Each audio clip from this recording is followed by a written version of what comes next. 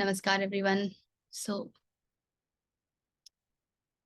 we had this interesting discussion going on in the group, and there are few terminologies that are always floating around.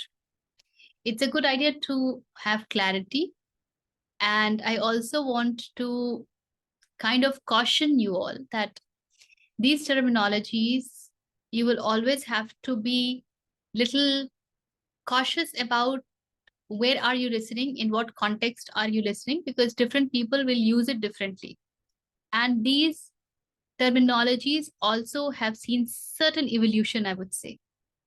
So let's begin with the very fundamentals, जिसको हम कहते हैं स्थूल शरीर. 3 प्रकार के शरीर हैं: स्थूल, सूक्ष्म और कारण. स्थूल is the gross body, सूक्ष्म is the subtle body, and कारण is the causal body. So I think स्थूल और सूक्ष्म पे तो कुछ खास तकलीफ है नहीं हम लोगों को.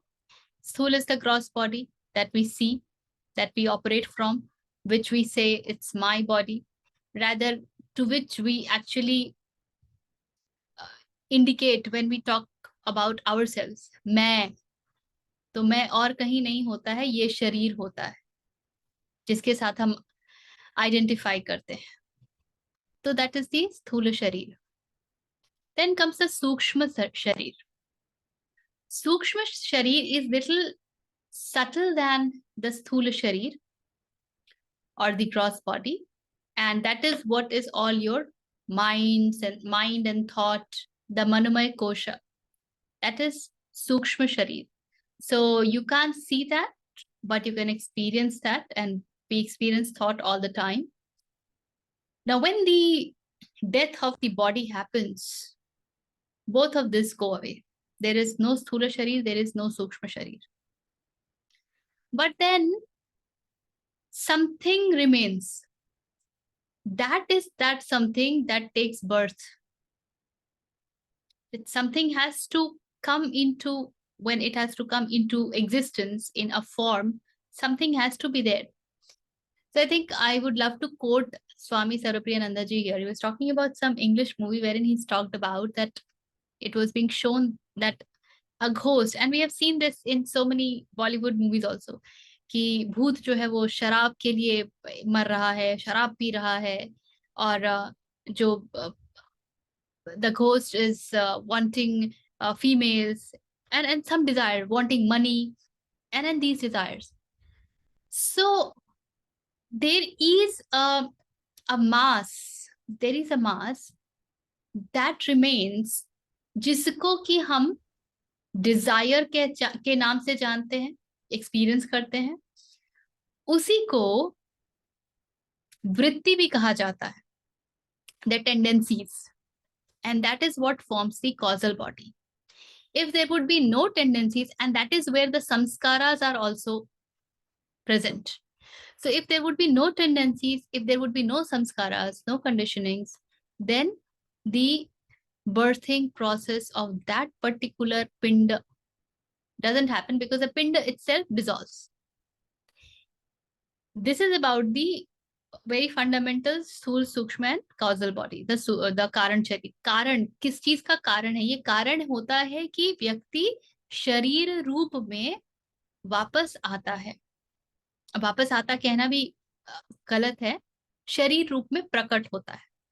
So that becomes a cause of the birth of this body. That is why it is called causal body. But then there are also these terminologies, Jivatma and Paramatma. And then you have the Turiya and Turiyatit, those things also. So now let's just pay a little attention to them. Jivatma essentially means the causal body, the tendencies, the ego. So what in me knows that I exist, that is a Jivatma. Jivatma is not the consciousness. So there is now these three terminologies have to be carefully looked at. A lot of time you will hear these two terminologies, Atma and Paramatma. Please know that the Atma there is the Jivatma. And then in Upanishads, you will not find the word Paramatma, except that of Shvetashvara Upanishad. There is no other place I have seen the word uh, Paramatma. So everywhere when they talk of Atman, they're actually talking about the Paramatman. And they have use the word Jivatma. So Jivatma is your causal body, is the tendency, is the sanskara, is the ego.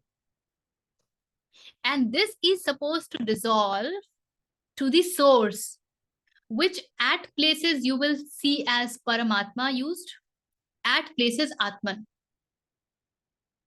That's the reason I said it is contextual. You will have to be careful where it is being used and how. Not every place Atman really means Atman, the source, and not at every place Atman means Jivatma. So when you read, just see what it is referred to. In English, when we refer to the word soul, we mostly talk of Jivatma. We never talk of Paramatma. It's a soul that's coming and going and taking birth. So it's the Jivatma, it's not the Paramatma. Paramatma has nothing to do with taking birth, nothing to become finite, really. So it is, and that Tattva is coming from Paramatma only. So the Prakriti is there. So that is what Prakriti is. Now then, the word, we have these three states of consciousness, the waking, the dreaming, and the sleep, which is Jagrata, Swapna, and Sushupti. So that we understand. जब भी अभी इस तरह हम बैठे हैं, ये जागृत अवस्था है हमारे मन की. Swapna, the dreaming state when we are asleep. And when we are in the state of deep sleep, wherein there is no dream also.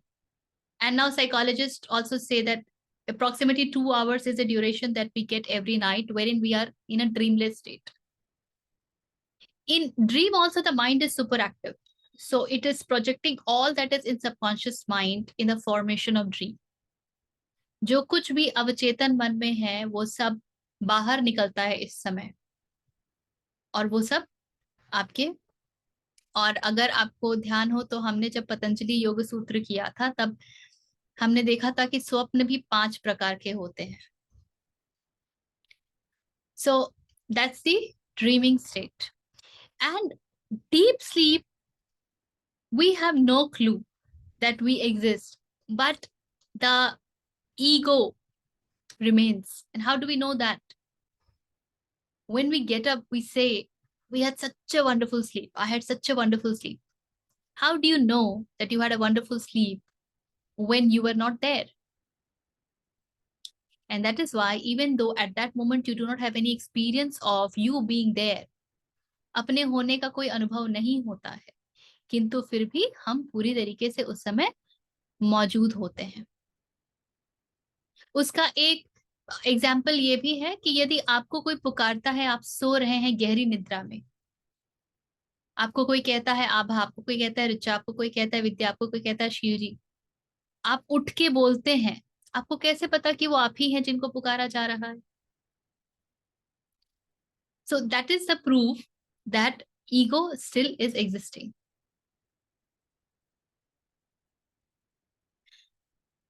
Then comes the state which is we know as Turiya. Turiya literally means the fourth. And Rishis said, इसको हम कोई नाम नहीं देंगे क्योंकि मनुष्य का मन हर चीज के साथ आइडेंटिफाई करने लगता है. नाम दिया नहीं कि चिपकना चालू, नाम दिया नहीं कि आइडेंटिफिकेशन चालू.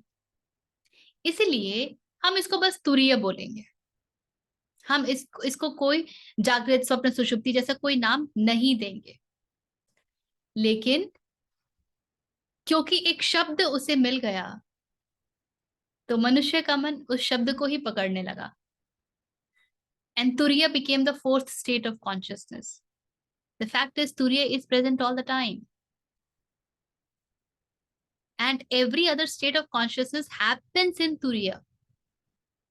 And when all these state of consciousness goes away, Turiya, which is the Atman, is known. So later on, what rishis did was, they said, Turiya को भी बहुत corrupt कर दिया गया है. Now we will call Turiyatit. So now the word Turiyatit comes into picture. So when you read, please be cautious in what context are you reading and what words are playing, and accordingly derive the meaning. Never get very fixated कि आत्मन का मतलब यही होता है. आत्मन किस context में use किया है, उसके अनुसार वो या तो जीवात्मा हो जाएगा या वो परमात्मा हो जाएगा. ठीक है. अब जैसे आप ये ब्रह्म कुमारी जाएंगे, वहां पे वो आत्मा परमात्मा ही बोलते हैं. They will always talk in the language of मैं एक आत्मा हूं. That's the language that they talk. So they are actually referring to Jivatma. They're not referring to the Paramatma. And they do not believe in the dissolution of Jivatma into Paramatma. वो द्वैत से निकला हुआ ही एक sect है. So they just try to see कि इस स्थिति में how do we live in the best possible way. So we had Sthula, Sukshma and Karan. We had Jagrat, Swapna, Sushupti and Turiyatit. And then there is Jivatma, Atma and Paramatma. Even consciousness word contextually changes the meaning. एक तरफ हम कहते हैं चेतना के 3 स्तर, जागृत, स्वप्न, सुषुप्ति. तो इसका मतलब वो चेतना तो परिवर्तित हो रही है ना, वो चेतना तो बदल रही है. ये चेतना जब अपनी पराकाष्ठा पे होती है, जब आत्मन स्वरूप होती है, जब वो चैतन्य स्वरूप होती है, तो उसी को हम अवेयरनेस शब्द में प्रयोग में कर ले आते हैं. So then we use consciousness and awareness. But at many places, the word consciousness is actually used for the word awareness. They will say who we are. We are consciousness. They're talking about the Atman. So when you read through the documents, please decipher the meaning based on the context. और जैसे जैसे इनका evolution होता गया है और जो हमारा सिविलाइजेशन है उसमें करप्शन आता गया है, शब्दों का गलत प्रयोग होता गया है, वैसे वैसे जानने वालों ने, ऋषियों ने और ऐसे शब्द दे दिए हैं कि तुम इसको पकड़ना चाहते हो, ठीक है, तुम इसको पकड़ करके बैठो, मैं तो किसी और की ही बात कर रहा हूँ. और तभी बुद्ध को निर्वाण शब्द का प्रयोग करना पड़ा, शून्य शब्द का प्रयोग करना पड़ा, क्योंकि यहाँ तो हर व्यक्ति अहम ब्रह्मास्मि डिक्लेयर करने के लिए बिल्कुल तत्पर है. तो क्या करेंगे? तो उन्होंने कहा कि नथिंग रिमेन्स. किसकी बात कर रहे हो? अनात्मा, अनक्का. एंड निर्वाण लिटरली मीन्स बुझ जाना. So you are no more. So that is what happens there. Are these terminologies clear?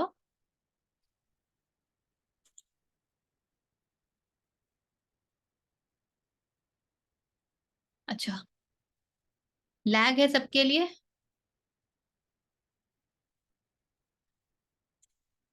Is there a lag?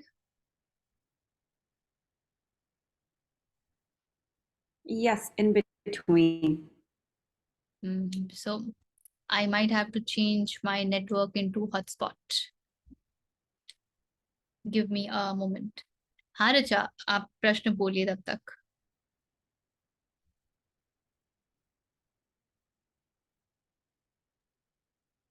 मुझे कारण शरीर अभी भी उतना क्लियर नहीं हुआ है। मतलब जो सूक्ष्म और स्थूल का डिफरेंस ऐसे समझ सकते हैं क्या, कि जो टेंजिबल है वो स्थूल और जो टेंजिबल नहीं है वो सूक्ष्म, या फिर नॉन टेंजिबल में भी फिर फर्दर कैटेगरीज की सेंसेशन, जैसे आपने कहा वृत्ति अलग है, वो नहीं समझा मुझे। Just changing the network. Okay,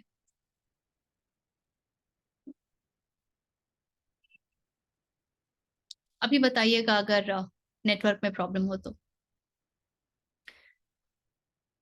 हाँ, कारण में क्या दिक्कत क्या है? तब कारण और सूक्ष्म का डिफरेंस एग्जैक्टली वो एकदम क्लियर नहीं हो पा रहा। जो थॉट्स है ना, विचार हैं, वो सूक्ष्म है। आप उनको देख नहीं सकते, किंतु आप उनको अनुभव करते हैं, वो सूक्ष्म है। कारण जो है वो आपके अवचेतन में बैठा है, सबकॉन्शियस माइंड, उसी को कहते हैं।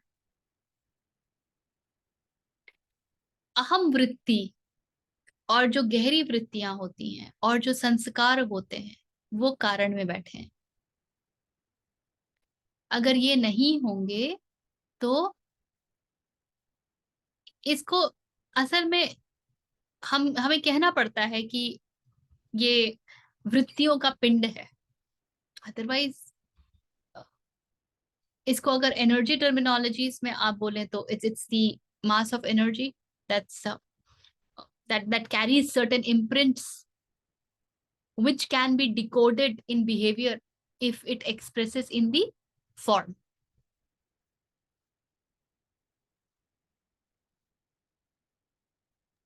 ठीक है। So means after the body dies, it is the karan sharir. The mind is no more, the physical body is no more, but the causal body remains. तो जो जैसे जो थॉट्स इमोशंस हैं वो भी एक तरह से देख पाते हैं हम, या मतलब वो थोड़े और ज्यादा एक्सपीरियंस में आते हैं, बट वो वृत्ति को हम ऐसे clear cut we can't access वृत्ति, तो इसलिए वो और जैसे आपने कहा गहर डीपर लेवल है। वृत्ति हर क्षण है, लेकिन हर क्षण हमें उसका पता तो नहीं होता ना, तो वो कहीं तो है। वृत्ति को हम तब जान पाते हैं जब वो अपने आप को एक भावना के रूप में एक्सप्रेस करती है, अभिव्यक्त करती है। क्रोध आ गया, दुखी हो गए, खुश हो गए, जो भी है, डर लग गया, तो जब हम भावना के रूप में अभिव्यक्ति होती है और तब हम उसको जानते हैं, तब हमें पता चलता है कि अच्छा ये मेरी टेंडेंसीज हैं। But when it is not being expressed, where it is, all that is resting in your subconscious, in your causal body, it will not तो express it. वृत्तियों का असर कारण में शरीर पे नहीं पड़ेगा ना? कारण शरीर वृत्तियों से अलग है। कारण शरीर ही वृत्तियां हैं, वो ही वृत्ति है।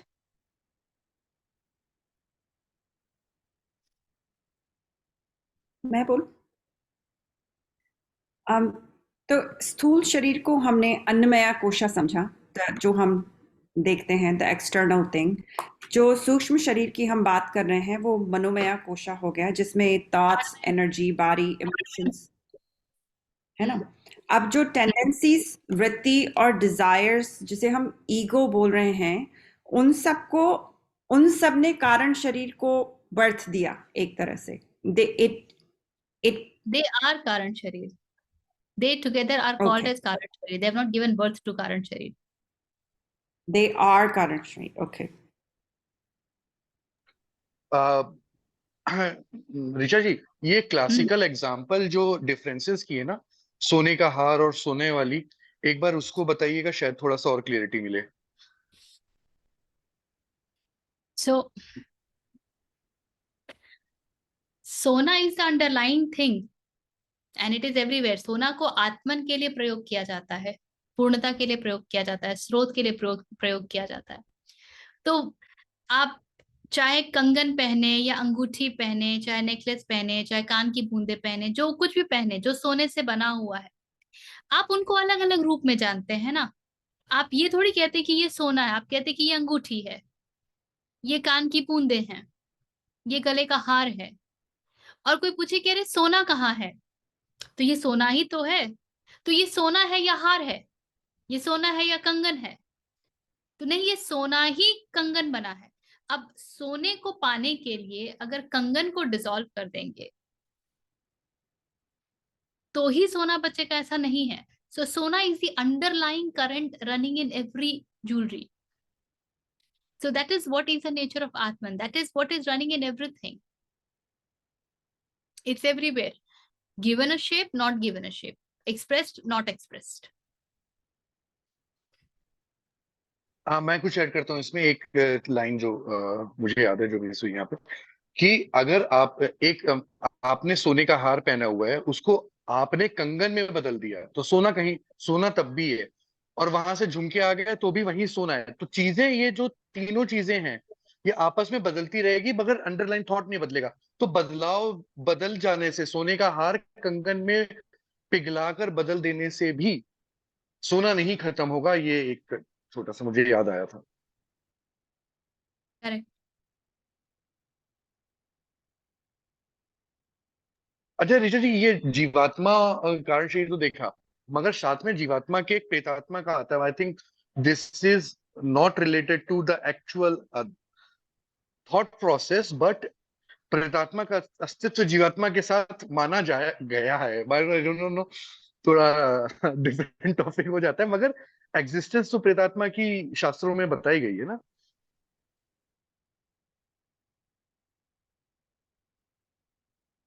प्रेतात्मा जो है वो पिंड है जिसके डिजायर्स बहुत हाई है, and say so they do function in certain realm, not in every realm. They are also the part of Karan Sharir only, but they function in certain realm, not in every realm. And you will see more of them in Tantra. तंत्र में उनका उल्लेख आपको ज्यादा मिलेगा। अद्वैत में, अद्वैत के सिद्धांतों में कुछ भी जो कि पंचभूत है वो भूत है। आप उसे अपने नेत्रों से देख पा रहे हैं, अपने इंद्रियों से जान पा रहे हैं या नहीं जान पा रहे हैं, कुछ भी जो पंचभूत का है वो भूत है। सो एंड भूत is what is the past. तो वृत्तियां कहाँ से आ रही है? वृत्तियां तो पास्ट से ही आ रही है ना। तो इन सबको इस कोनोटेशन में देखा जाता है। अदरवाइज इसका एक बिल्कुल thank you, it clear. Totally different field of study आपको ये अद्वैत में तो नहीं कभी दिखेगा। More you get into Tantra, you will see this very strongly. And if you really want to deeply know this to a certain extent, I'll recommend राजर्षि नंदी जी हैं, beer biceps में उनका बहुत इंटरव्यूज हैं। ही इज अ साधक with the I am a tantra. Follower. So listen to him, you will get, he very beautifully clarifies quite a lot of things, but that's a very different realm. It's a very different realm, it's a very different path, I would say. Not everybody is suited to that every path, and so is the case with. तो वो साधना का बिल्कुल but एक उसमें अलग भी अंत में जब आप कारण शरीर, नहीं, मगर वो भी आपको अंत में कारण शरीर से ही मुक्ति दिलाएगा ना, चाहे आप कोई भी पाथ आप लो, अरे चाहे उस सबका पाथ पर भी अंत अंत एक ही है। सबका ध्येय एक ही है। ये सारे पंथ एक ही ध्येय से निकले हैं, लेकिन मानव की वृत्ति ऐसी है, मनोवृत्ति ऐसी है कि वो उसके साथ में जो सरप्लस आइटम्स निकलता है ना, उसमें वो चिपक जाती है। थर्ड आई क्या है, इसको जो हम बात करते हैं, this is seat of thought and also the gateway to cosmos. So जब हम ऋषियों की बात करते हैं कि they are, their perceptivity is very high, why does that happen? Because this is active. So when this will be active, your perceptivity will be very high. That will happen. Now this is also the place where the ego gets stuck, because now you just know the ego gets so damn strengthened. यहाँ पर पहुंच करके बहुतों का पतन हो जाता है क्योंकि वो आगे नहीं बढ़ पाते हैं. You have to leave this. ये जब आप आध्यात्मिक यात्रा में बढ़ते हैं तो सबसे पहले तो आपको संसार आगे बढ़ने नहीं देता है. सबसे पहले संसार आगे बढ़ने नहीं देता. आपको सब तरह से कारण दिए जाएंगे क्यों this is not okay, and then you will be given all the more responsibilities. All of a sudden responsibilities बढ़ जाएंगी जो कहीं कहीं दिखती भी नहीं थी, वो सब खुद कूद कूद के बाहर आएंगी. उसके बाद जब आप साधना में और आगे बढ़ेंगे बढ़ेंगे बढ़ेंगे, सो आपका अपना तंत्र आपको आगे नहीं बढ़ने देगा, क्योंकि आपका अपना तंत्र क्या है? प्रकृति है. और प्रकृति को पूर्णता से कोई मतलब नहीं है. प्रकृति को आपकी मुक्ति से क्या अर्थ है? प्रकृति को तो प्रजनन चाहिए. It needs expansion. And so it's, in fact, if you look at, as a person, we keep growing mentally till the time we reach puberty.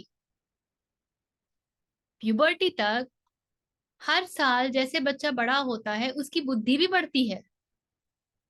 But puberty is a time when the nature stops working on you. Now you have to work. Now you are capable of working on yourself. तो प्रकृति को आपकी मुक्ति से कोई लेना देना नहीं है. तो प्रकृति ने ही एक अच्छा इंतजाम कर दिया है कि इसके आगे निकल पाओ तो तुम वाकई पात्र हो. इवन महर्षि रमन के इसमें कितने सारे कहानियां हैं कि कोई आता है साधक या फॉलोअर, वो देखता है कि बाहर बरामदे पे महर्षि बैठे हुए हैं. महर्षि कहते हैं अंदर जाओ. वो अंदर जाता है तो महर्षि अंदर अंदर बिस्तर पे बैठे हुए हैं. और वो चकरा जाता है कि अरे अभी तो महर्षि, अभी अभी मैंने आपको बाहर देखा और अभी अभी आप अंदर बैठे हैं. तो आप, so even there are stories with him also. अभी मैं श्रीयम का देख रही थी interview. So he very easily, you know, हवा में हाथ उठाते हैं, he gets a rudraksha and he gives it to the anchor. The anchor is up, but he very easily says, he says, ये कोई बड़ी चीज नहीं है, ये कोई भी कर सकता है. You just need a little sadhana and I'll give you what it needs. This is not at all important. This is the, I mean, सबसे निकृष्ट चीज है साधना के पथ पे. ये वो ये कहते हैं. So one has to go beyond that. जो लोग पहुंच जाते हैं वो बहुत ज्यादा इन चीजों के बारे में कभी नहीं बात करते हैं. उसका कारण ये है कि उनको पता है कि ये सब बातें अटकाती हैं. Yes, Richa, you remember it correctly. Patanjali warns of siddhis. He tells किसके ऊपर आप ध्यान करेंगे तो आपको कौन सी सिद्धि मिल जाएगी. जब हम ध्यान धारणा समाधि कर रहे थे, वो पूरा उसके ही ऊपर है, दैट सेगमेंट ऑफ योगा सूत्र. And then he warns that this is not the real thing. So those who reach will never talk of this because they know this is not the real thing, and this is where people can get very easily struck. In fact, half of the crowd, rather 99% of the crowd is actually dying. मेरे पास कुछ power आ जाए, कुछ क्लैरवॉयंस आ जाए, मैं किसी का चेहरा देख के पढ़ दूं, बता दूं, मैं चाहूं और अपनी इच्छा से ये कर दूं और वो कर दूं. और that's what people, that's so fascinating, no? Because that's not what is usually available. Richa ji, ये सिद्धियों का जो आगमन हुआ था, वो तो अगर आपके भौतिक संसार में अगर आपको अध्यात्म में अड़चन हो, ये केवल उसी के लिए हुआ था ना. इसका और कोई इंटेंशन अध्यात्म में है ही नहीं. एम आई करेक्ट और रॉन्ग? इसका इतना ही है कि आप ये अपनी, बस आपको ये बताता है कि इस योनि में आने के बाद आपके लिए कुछ भी असंभव नहीं है. इस योनि में आने के बाद आपके लिए कुछ भी असंभव नहीं है. बस फर्क ये है कि आप अपनी वृत्तियों को कितना गला पाते हैं और कितना ज्यादा आप इस मार्ग में अपनी पात्रता को बढ़ाते हुए आगे बढ़ पाते हैं। तो आपको सब कुछ प्राप्त है, आपको भौतिक संसार भी प्राप्त है और आपको पूर्णता भी प्राप्त है। फिर आप चयन किसका करेंगे और कहाँ जाकर के बैठना पसंद करेंगे, ये आपकी वृत्ति पर निर्भर करेगा। यदि वृत्तियां वाकई गल गई हैं तो आप बोलेंगे पूर्णता, नहीं गली है तो आपको ये सब में मजा आएगा। इस संसार में बहुत कुछ है जो which is very tricky to understand, explain and believe। और हम लोग इतने स्थूल जीवन में रहते हैं कि इनका इनका कुछ जरा सा पता चल जाए तो या तो अविश्वास उठता है या तो फिर फैसिनेशन उठता है कि अरे क्या क्या क्या है क्या है क्या है।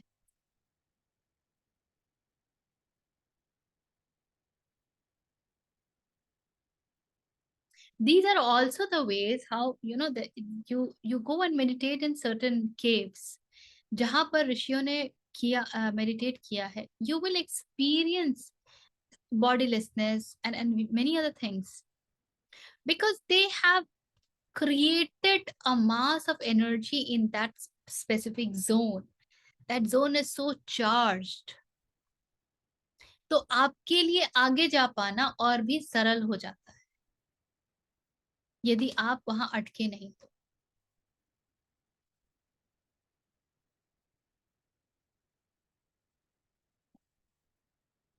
इसीलिए इस बात का बोध और इस बात का ध्यान बहुत आवश्यक है कि व्हाट इज अट्रैक्टिंग मी, कौन सी बात मेरा ध्यान आकर्षित कर रही है।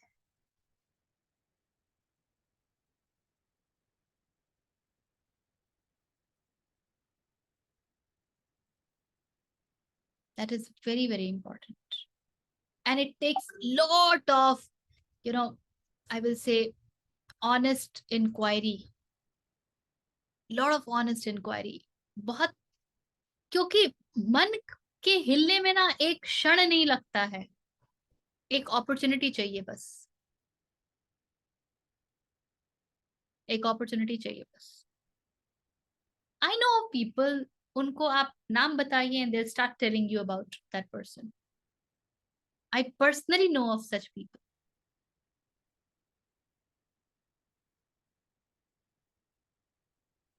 और एक समय में मुझे भी लगता था कि यार ये कैसे होता है, can I also. And then it took me time to get grounded and centred back.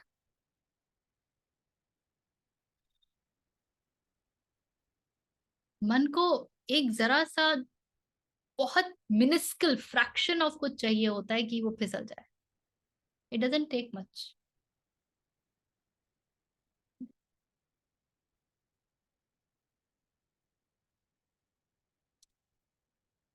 So a lot happens in this world, in this we do not even know a fraction of universe. There are so many such earths that exist. The people will tell you that there are realms or time zones, as they talk of, which are much faster than this. And then, but the point is, what is important? What is worth living? What is worth pursuing? What is worth knowing?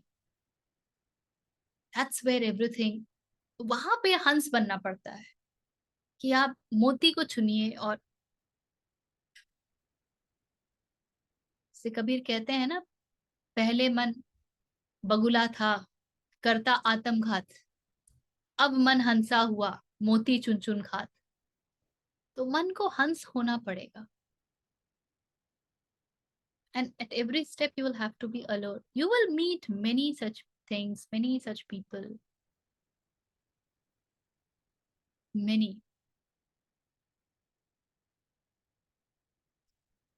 And quantum theory के बाद तो I think ये बहुत scientifically भी understandable है, यहाँ wave particle में क्या बिहेवियर चल रहा है। हमारे जो वो सब दिखाते हैं कि अचानक से कोई प्रकट हो गया और अचानक से कोई गायब हो गया, क्या हो रहा है? They just shifting between being a particle and being a wave. The moment you are wave, you can exist anywhere, anytime. You wherever you wish, you become particle there. इतना ही करना होता है। पर वो वहां तक जाने की साधना ही जो है ना, जानलेवा है। Wherein you can actually shift from being a wave to particle. But it's very, very possible. Long time back, I had shared also in the group Mira effect when I was reading Joe Dispenza. How it so happened that Mira drank the poison, but not a single poison impacted her. There is no chamatkar in that.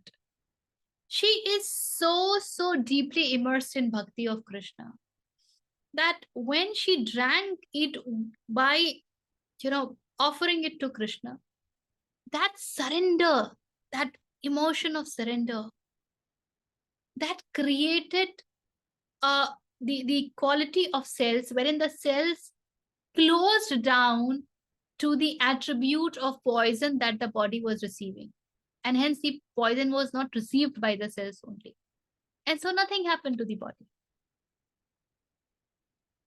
ये तो science भी करता है।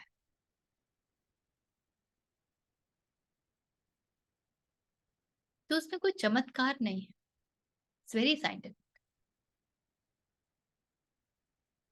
सो please no, बहुत कुछ है, बहुत कुछ है आपके खोने के लिए, इतना कुछ तैयार सामग्री पड़ा हुआ है जिसका कोई अंत नहीं।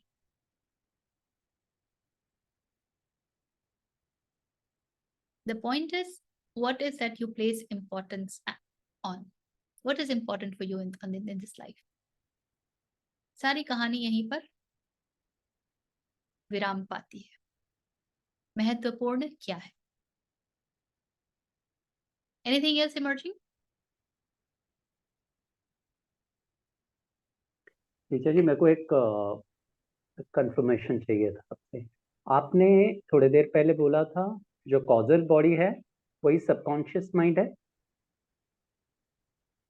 करेक्ट, राइट ना? Okay, great. तो फिर हम ये कॉन्शियस माइंड किसको बोलेंगे फिर? कॉन्शियस माइंड जिसका पता हो। दैट्स व्हाई आई सेड कि कॉन्शियसनेस को भी अलग अलग तलों पे देखा जाता है, फिर कॉन्टेक्स्ट पे ध्यान देना पड़ेगा। जब हम चेतना के स्तरों की बात करते हैं तो we are talking of consciousness which has some element of alertness and some element of knowingness, being present. I know, I'm conscious of, and that when the tipping point of it, when it grows, उसकी जो पराकाष्ठा है, that is the, उसको आप कहते हैं awareness. But at lot of places consciousness को awareness के लिए ही प्रयोग किया जाता है।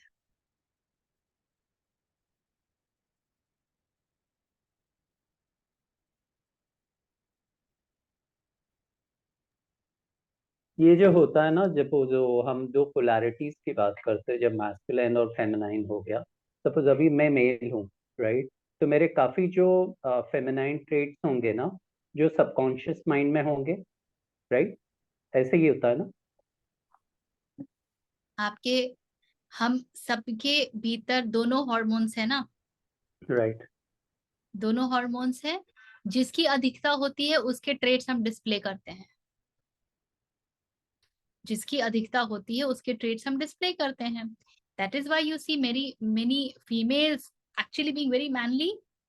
जो कॉर्पोरेट कल्चर में सीईओ वगैरह है, आपको क्या लगता है बहुत फेमिनिन कैरेक्टर्स हैं वो? And similarly we see lot of males exhibiting lot of feminine characters. So that's not about subconscious, that's about your hormones.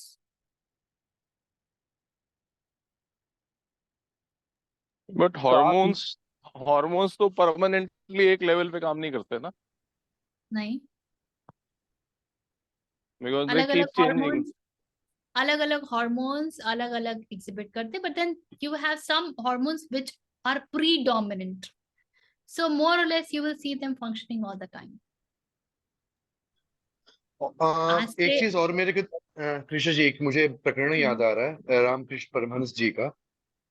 उन्होंने ही अपने कुछ स्टेट्स डिस्प्ले किए थे। आपके हार्मोन्स भी आपकी लाइफ के ड्यूरेशन में स्टैटिक नहीं होते।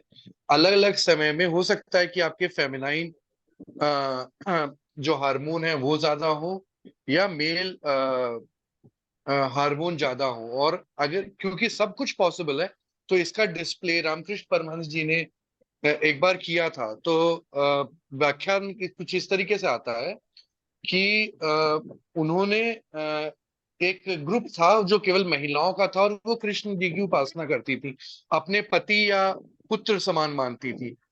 जब उन्होंने वो उपासना चालू की, तो उनकी रामकृष्ण परमहंस की के हार्मोनल ट्रेड्स पूरे के पूरे कन्वर्ट हो गए एक महिला रूप में कुछ समय के लिए, जब वो कृष्ण जी को उस उपासना पद्धति से समझ रहे थे। तो वहां से एक प्रकरण ये मिलता है कि आपके हार्मोन्स भी स्टैटिक नहीं है, आपकी लाइफ लॉन्ग में चेंज होते हैं। और जब आप साधना या आप जब, क्योंकि जैसे ऋचा जी ने कहा कि सब कुछ पॉसिबल है, तो कई तरीके से, चाहे आप हार्मोनल लोग थेरेपी भी करवाते हैं, तो आप अपने हार्मोन्स प्लस और माइनस भी कर सकते हो ना, आपको कौन सा करना है। तो hormones वो तो are आप totally in your control if you are that strong minded।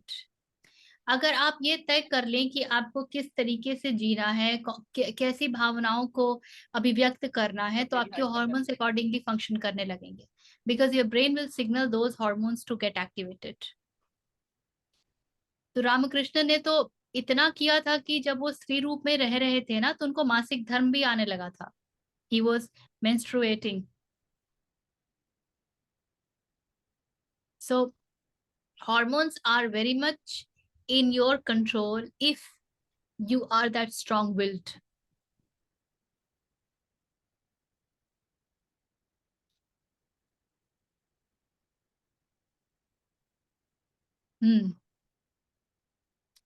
उसके लिए कॉन्शियसनेस चाहिए होता है कि किधर।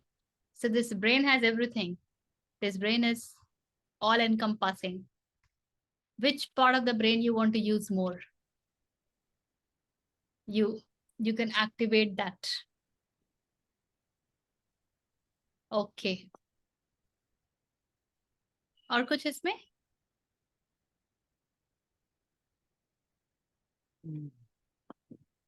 अगर अभी कोई मतलब ऐसा कोई ख्याल ही ना आ रहा हो कि कौन से ब्रेन को एक्टिवेट करना है या कौन से उसको करना है, तो तब क्या करना चाहिए? शांति से बैठिए ना, क्यों एक्टिवेट करना है? ठीक है। वो तो that is all based on your desires। Okay okay okay fine, मेरे को लगा शायद एक्टिवेट करना जरूरी होता है। आपको फेमिनाइन हार्मोन्स एक्टिवेट करना है तो you are welcome, let us know the नहीं, मेरे कॉन्सिक्वेंसेस। मेरे मेरे मेरे फैमिली ने क्या बोलते हैं एक्टिवेटेड, ये बचपन से मुझे बोलते थे ये तो लड़की की तरह ज्यादा बिहेव करता है। तो, मन तो को कुछ माय ना कुछ करना ही है, प्रदीप जी कह तो रहे हैं। मेरा ठीक है, चलिए। शिवा ने शिव जी ने इसीलिए अर्धनारीश्वर दिखाया ना, क्योंकि एवरीथिंग इज पॉसिबल। शिव ने ऐसा कुछ नहीं दिखाया जो पॉसिबल आपके यहाँ पर नहीं है। अगर आप उस लेवल पे कॉन्शियसनेस हो जाए, तो आप फिर अर्धनारीश्वर भी तो उन्होंने दिखाया ही अपना एक रूप। मुझे अर्धनारीश्वर का ना पूरा जो बैकड्रॉप है ये नहीं मालूम है, so I will not be able to comment on that, but जितना मैं समझ नहीं, बैकड्रॉप बैकड्रॉप तो अर्धनारीश्वर जो है कहानियां ना, अलग अलग लोग अलग अलग इंटरप्रिटेशन अर्धनारीश्वर लेते हैं ना, जो है, आपको एक ही चीज के। आप इसको समझिए। अर्धनारीश्वर जो है ना, ये अभिव्यक्ति है पुरुष और प्रकृति का। ये अभिव्यक्ति है पुरुष और प्रकृति का, और कुछ नहीं है। अगेन अगर आप कॉन्सेप्चुअली देखिएगा तो प्रकृति ही अभिव्यक्त होती है, पुरुष अभिव्यक्त नहीं होता, पुरुष एक बिंदु मात्र भी नहीं है। तो अगर ऑनेस्टली जेन्युइनली अर्धनारीश्वर को डिपिक्ट करना हो तो उसमें आप नर को डिपिक्ट ही नहीं करेंगे, इट विल बी ऑल नारी. But because we have to show it in certain way, because that's how we perceive, that's how we understand, so that is how it has been shown. In fact, we were talking about it also once कि जैसे हम वो देखते हैं कि शक्ति और विद्या ये सब प्रकृति, ये सब स्त्री रूपा क्यों है. We were talking about actually कि विष्णु के पैर दबाते हुए ही लक्ष्मी को क्यों डिपिक्ट करते हैं. So one has to understand that these are just indicative. Prakriti is creation. Creation is the function of Prakriti. And creation is also a feminine characteristic. A female gives birth. The creation happened through the feminine characteristics. That is why all that which has got creativity in them, they are expressed in a feminine form. And that is why we have Lakshmi in a female form. That is why we have Durga in a female form. That is why we have Saraswati in a female form. Not because it is females वैसी. Now when it comes to, I'm just repeating what we have discussed on that day. When it comes to why Lakshmi is at the feet of Vishnu, that's because Prakriti must always stay surrendered to Purush or the Atman or the source. It is not out of that. And that is what is depicted through that. I was not even aware, but I just came to know why. I was in South, जब मैं भी कोयम्बटूर गई थी, I went to quite a few very famous temples, like Srirangam है, और भी कई और बहुत पुराने temples. I could go with my Reiki master, and that's where I came to know कि विष्णु के दर्शन में उनकी पादुका के दर्शन का सबसे ज्यादा महत्व होता है. The feet of the Lord, that's the most important.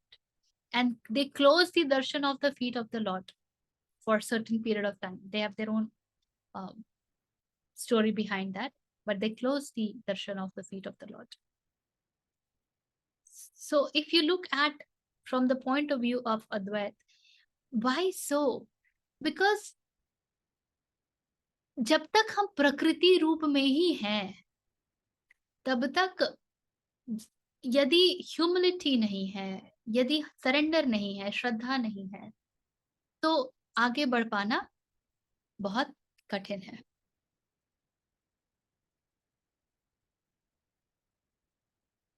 ठीक है, और कोई प्रश्न है इससे?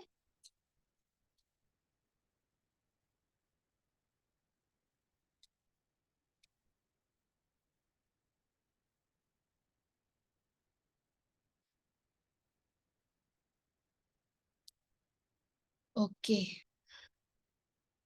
3 श्लोक बाकी हैं और उनके साथ हमारा 5वां अध्याय खत्म हो जाएगा. We will have taken a look at it once at least. Shall we begin?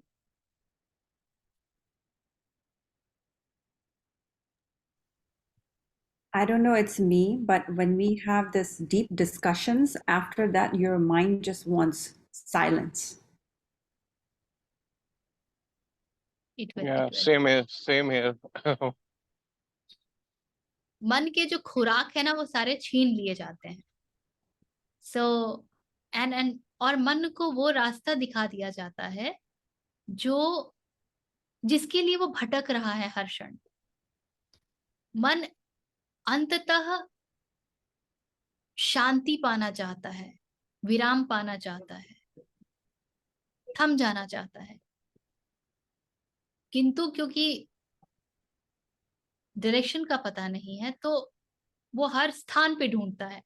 लोग ट्रैवलिंग में ढूंढते हैं, वेकेशंस में ढूंढते हैं, प्रमोशंस में ढूंढते हैं, रिलेशनशिप्स में ढूंढते हैं, पब्स में ढूंढते हैं, everywhere. why do you think people drink so much? What is the fun? When the mind is inactive, there is a huge ease. One is wanting this mind to just shut up. That's the experience. Okay. Chaliye, so I'll just